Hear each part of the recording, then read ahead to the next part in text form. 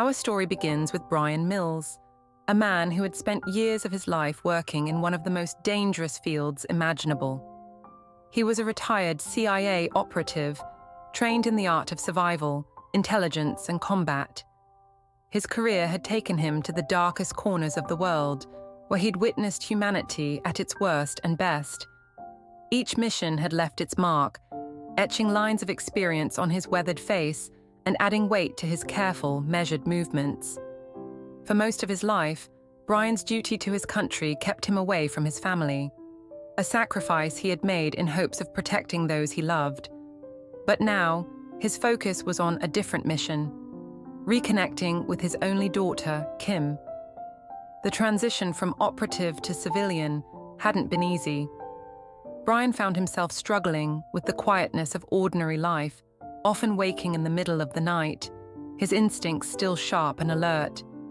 He'd taken a job as a private security consultant, which helped maintain some semblance of his former life while allowing him more stability. But nothing in his career compared to the challenge of being a father to a teenager he barely knew. Kim, a lively and curious teenager, was the light of Brian's life. Though he didn't get to be with her much when she was younger, Brian wanted to make up for lost time. He'd missed so many milestones: her first steps, her first day of school, her first heartbreak.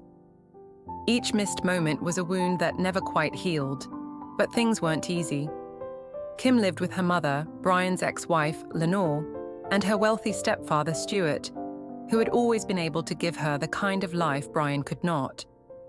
Lenore had moved on, building a new life with Stuart in their luxurious suburban home, complete with swimming pools and private tennis courts. It was a stark contrast to Brian's modest apartment, where a few family photos and his military memorabilia were the only personal touches. Kim's relationship with her father was strained, and though she loved him, she wasn't used to his protective, sometimes overbearing nature. Every time she visited, she noticed how his eyes would scan the street before letting her out of the car, how he'd check the locks twice before going to bed. One day, Kim came to Brian with exciting news. She and her best friend Amanda had made plans to travel to Paris. Her eyes sparkled as she described their plans to visit the Louvre, climb the Eiffel Tower, and shop along the Champs-Élysées. To Kim, it was an adventure, a chance to see the world and break free from her daily routine. But for Brian, it sounded like a risk, a situation that could easily go wrong. His mind immediately began calculating potential threats, escape routes, and security measures. He tried to hide his worry, but his hesitation was clear as he imagined his young daughter in a far-off city, unprotected. "Dad, I'm not a kid anymore," Kim insisted, her eyes shining with excitement. "Amanda's cousin will be there too. We'll be fine. She's lived in Paris for years, and she knows the city well." She pulled out her phone, showing him pictures of Amanda's cousin's apartment, located in what seemed to be a safe neighborhood. Brian spent sleepless nights researching the area, checking crime statistics, and making mental notes of potential danger zones. Despite his instincts telling him otherwise, Brian knew he had to let Kim spread her wings. After all, what kind of father would he be if he didn't support her dreams? The memory of his own father's restrictive nature haunted him. He didn't want to repeat those mistakes. Finally, he agreed, but only on one condition. Kim had to stay in contact, updating him every step of the way. She rolled her eyes but agreed, and a few days later, she was off to Paris, her heart full of hope and her mind filled with dreams of adventure. The first day went by smoothly. Brian received a couple of quick texts from Kim, updating him on the sights they had seen. Pictures of her and Amanda posing in front of famous landmarks filled his phone. She seemed happy, carefree, and for a moment, Brian began to feel at ease. He even managed to sleep through the night, something he hadn't done since she'd first mentioned the trip. However, on the second day, his world turned upside down. While Brian was relaxing at home, attempting to fix a leaky faucet, a mundane task that helped keep his mind off his daughter's absence, his phone rang. It was Kim, but her voice was trembling, her words barely audible. The sound made his blood run cold. He'd heard that kind of fear before, in war zones and hostile territories. "Dad, something's wrong," she whispered, fear tightening her voice. "There are men following us. They've been watching the apartment." Suddenly, Brian heard noises, a door slamming, footsteps, voices speaking in a foreign language he recognized as Albanian. His heart pounded as he realized something terrible was happening. Kim tried to explain, her voice breaking as strangers entered the room. Then, in the chaos, she screamed, "They're taking us!" Brian listened helplessly, his heart racing, his hands clenched around the phone, as the sounds of struggle filled his ears. "Kim, listen to me," he said, his voice calm and steady despite the terror inside. Years of training kicked in, allowing him to focus despite the panic threatening to overwhelm him. "You're going to be taken. I need you to shout out anything you see, anything about them. Listen for names. Look for distinguishing features. Remember, I will find you. I don't know how long it will take, but I will find you." As the call ended, Brian was left in stunned silence. His only daughter had been kidnapped in a foreign country, and he was thousands of miles away. The weight of every decision that had led to this moment crashed down on him. But Brian Mills was not a man to give up or be paralyzed by regret. He took a deep breath, gathering every ounce of determination he had. He had spent his life mastering the art of pursuit, and now he would use every skill he knew to save his daughter. Within minutes, Brian was in motion. He pulled out his old go bag from the closet, checking its contents: fake passports, emergency cash, basic supplies. Everything he'd kept just in case was now essential. He called Lenore, breaking the news as gently as possible while staying focused on action rather than blame. Then he contacted his old CIA supervisor, Sam, calling in favors he'd hoped never to need. Without wasting a moment, Brian booked a flight to Paris. The hours on the plane felt endless, filled with the haunting thought of what might be happening to Kim. He forced himself to stay calm, reviewing everything he knew about human trafficking operations in Eastern Europe. His mind raced through old cases, connecting dots, remembering patterns that might help him now. As soon as he landed, he became a man on a mission. The familiar streets of Paris, once filled with romantic charm, now seemed sinister and threatening. He reached out to old contacts, some of whom owed him favors, others who feared his reputation enough to help. Jean-Claude, a former French intelligence officer, provided crucial information about the local trafficking networks. The pieces began to come together. His first lead took him to the apartment where Kim and Amanda had been staying. As he surveyed the broken remnants of the room, Brian noticed small details: a bag left behind, a knocked-over chair, faint fingerprints, signs of the struggle Kim had endured. He found Kim's scattered belongings: a pink sweater he'd given her for her birthday, her travel journal filled with excited plans for their trip. Each item twisted the knife in his heart, but he channeled his pain into determination. Anger fueled him, but he kept his composure, focusing on his one objective: tracking down the men responsible. Through his contacts, Brian learned that the group he was after was an Albanian gang known for trafficking young women across Europe. They operated with brutal efficiency, moving their victims quickly through a network of safe houses before shipping them to wealthy buyers around the world. Every second counted, and Brian knew Kim's fate depended on his speed. He began tracing the gang's movements, hunting them down one by one, interrogating each member he captured. Some begged, others tried to run, but Brian was relentless. His particular set of skills were put to the ultimate test.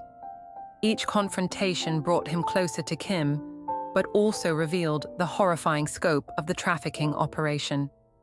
He discovered connections to corrupt police officials, wealthy businessmen, and international crime syndicates.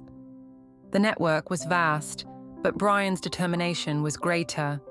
He moved through Paris like a ghost, leaving a trail of incapacitated criminals in his wake. As Brian continued his pursuit, he discovered just how far the network extended. Each clue led him closer, and every encounter made him more determined.